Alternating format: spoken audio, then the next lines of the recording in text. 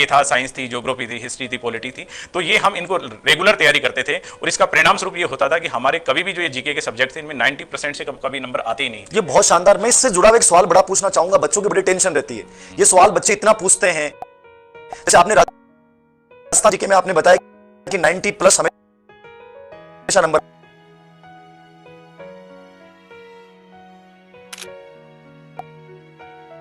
बहुत कम प्रश्न आपके गलत हुए हैं। तो राजस्थान जीके को जो रीट का है, ग्रेड सेकंड का, ग्रेड फर्स्ट का बच्चा है, मुझे कई बार लगता है कि इतना डरते क्यों है बच्चे राजस्थान जीके के नाम से। इस जीके को पढ़ने का कोई बेहतरीन तरीका, क्या रणनीति इन बच्चों की रहनी चाहिए, इसके भी थोड़ा सा बच्चों को सजेस्ट करें थोड़ा सा। इस बारे में मैं बताना चाहूंगा, जैसे हमारे 9-10 साथियों का एक ग्रुप होता था और मैं इस YouTube चैनल के माध्यम से उन बच्चों को बताना चाहूंगा कि सारे के सारे आरएस में सेलेक्ट हो गए, सारा ग्रुप एक साथ सेलेक्ट हो गया। उसमें हम कुछ रणनीति बना के रखते थे। हम देखते थे कि अधिकांश लोग दिन के अंदर 40 से 50 पेज पढ़ लेते हैं। हमारा टारगेट होता था 8 से 10 पेज पढ़े, इससे ज्यादा हम पढ़ते ही नहीं थे। लेकिन हमारा प्रयास ये रहता था कि 8 से 10 पेज मुंह जुबान याद होना चाहिए। कोई किसी समय हमारे से प्रश्न पूछता था तो हम बताने के लिए तैयार रहते थे। तो दिन में भले हमारे 10 रिवीजन हो, 15 रिवीजन हो, तो हम इस तरीके से करते थे कि दिन के यदि हम 10 पेज भी तैयार करते हैं तो एक महीने में 300 पेज हमारे तैयार हो जाते थे।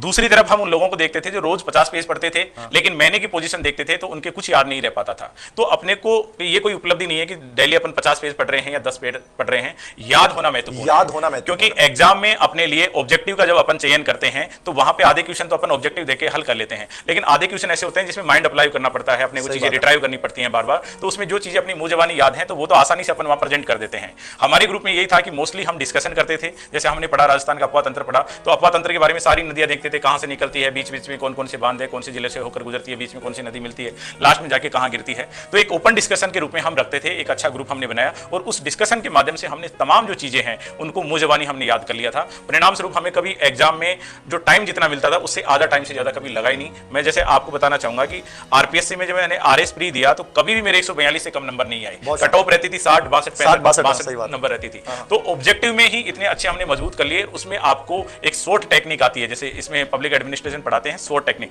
अपनी स्ट्रेंथ देखनी है, वीकनेस देखनी है, अपॉर्चुनिटीज पहचाननी है, चैलेंजेस पहचानने हैं।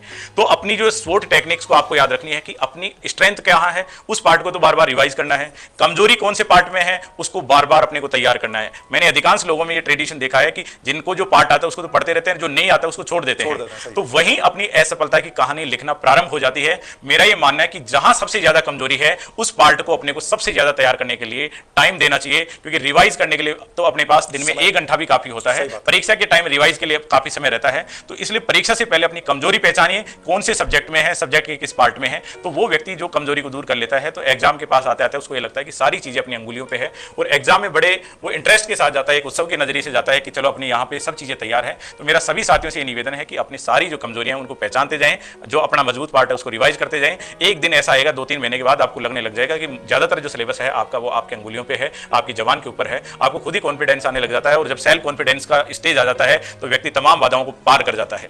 सबसे बड़ी बात, सुंदर बात, राजस्थान जीको को लेकर जो बच्चे दुविधा में हैं, जो बच्चे डिसीजन नहीं ले पा रहे हैं, सर ये पढ़ें कैसे पढ़ें, कम पढ़िए लेकिन बेहतरीन पढ़िए। जो पढ़ लिया है वो आपकी अंगुलियों पे याद होना चाहिए। याद रखना 300 पेज बहुत होते हैं। बस आपको ये पहचान करनी है कि वास्तव में जो मैंने मैटर तैयार किया वो बेस्ट है कि नहीं। और ये पूर्व एग्जाम के क्वेश्चन पेपर को जब आप देखोगे तो बहुत आराम से कर सकते हो। और मैं बार बार ही बोलता हूं बजरंग जी, इनको डिस्कशन शुरू कीजिए, उसी चीजें बाहर निकल के आएंगे। आप जितने भ्रमित हो रहे हैं, आज इस पीडीएफ को पढ़ रहे हैं, आज उस पीडीएफ को पढ़ रहे हैं, हजारों को